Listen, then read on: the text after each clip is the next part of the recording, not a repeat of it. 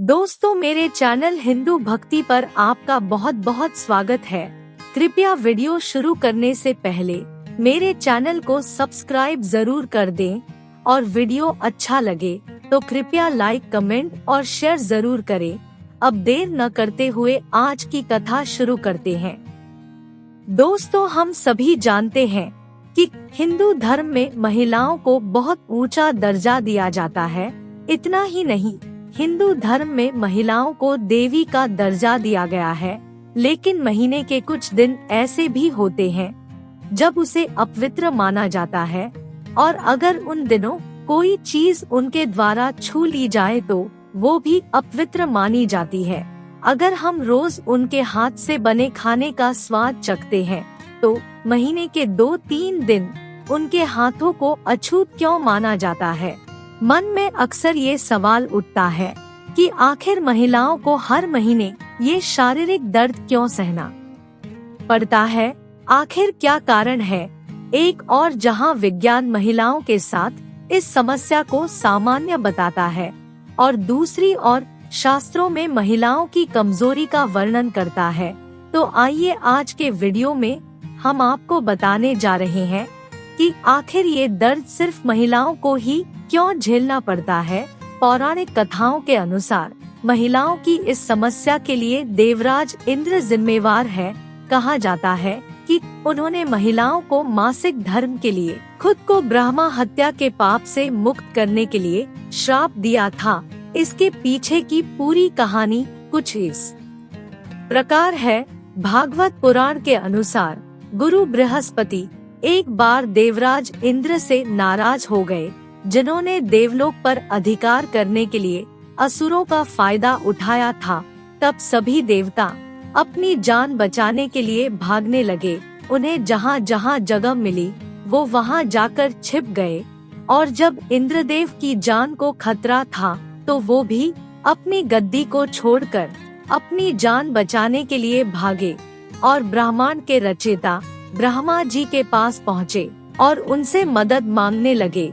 इंद्रदेव की ये स्थिति देखकर ब्रह्मा जी ने उन्हें एक सलाह दी। उन्होंने कहा, इंद्रदेव, यदि आप अपने जीवन को बचाना चाहते हैं और अपने सिंहासन को असुरों से मुक्त करना चाहते हैं तो आपको एक धर्मशास्त्री की सेवा करनी होगी, और यदि आप अपनी सेवा से उन्हें खुश करते हैं तो आप स्वर्ग में वापस आ जाएंगे। इंद्रदेव ना चाहते हुए भी एक धर्मशास्त्री की सेवा करने के लिए तैयार हो गए, लेकिन इंद्रदेव इस बात से अनजान थे कि वो जिसकी सेवा कर रहे थे वो धर्मशास्त्रियों के परिवार से था, और उनकी माता एक राक्षसनी थी, जिससे धर्मशास्त्री के मन में असुरों के प्रति अधिक भावनाएं थी। असुरों के प्रति अपनी भावनाओं के कारण वो देवताओं के स्थान पर ज्ञानी इंद्रदेव की समस्त सामग्री असुरों को अर्पित कर देता था। जब इंद्रदेव को इस बात का पता चला तो उन्होंने क्रोधित होकर धर्मशास्त्री की हत्या कर दी, जिससे उन्हें ब्रह्मा हत्या का पाप लगा। अब उनको सजा मिलनी तो स्वाभाविक थी। देवलोक पहले से ही असुरों के हाथ में था, जीव भी खतरे में थे। अब ऊपर से ब्रह्मा हत्या का पाप लगने लगा। इंद्रदेव इतना घबरा गए कि उन्हें समझ में नहीं आ रहा था कि क्या करें। तब वे भगवान विष्णु की शरण में पहुँचे तो भगवान विष्णु ने उन्हें सलाह दी और कहा, आपको उनके लिए वृक्ष, भूमि, जल और स्त्री से आपको अपने छोटे से पाप को साझा करना होगा, और साथ में सभी को एक वरदान भी देना होगा। भगवान विष्णु के अनुसार इंद्रदेव पहले पेड़ के पास गए और उनसे अपने कुछ पापों को लेने के लिए कहा। वृक्ष ने तब इंद्रदेव के 1/4 पापों को स्वीकार कर लिया। इसके बदले में इंद्र ने वृक्ष को आशीर्वाद दिया कि वृक्ष मृत्यु के बाद भी स्वयं को पुनर्जीवित करने में सक्षम होगा। फिर इंद्र के अनुरोध पर जल ने कुछ पापों को ले लिया और बदले में इंद्र ने उन्हें आशीर्वाद के रूप में अन्य चीजों को पवित्र करने की शक्ति दी। यही कारण है कि हिंदू धर्म में जल को पवित्र माना जाता है। और पूजा पाठ में इसका उपयोग किया जाता है। इस तरह भूमि ने भी इंद्रदेव के पाप का कुछ हिस्सा स्वीकार कर लिया। बदले में इंद्रदेव ने भूमि को आशीर्वाद दिया, उसे लगी चोट अपने आप ठीक हो जाएगी।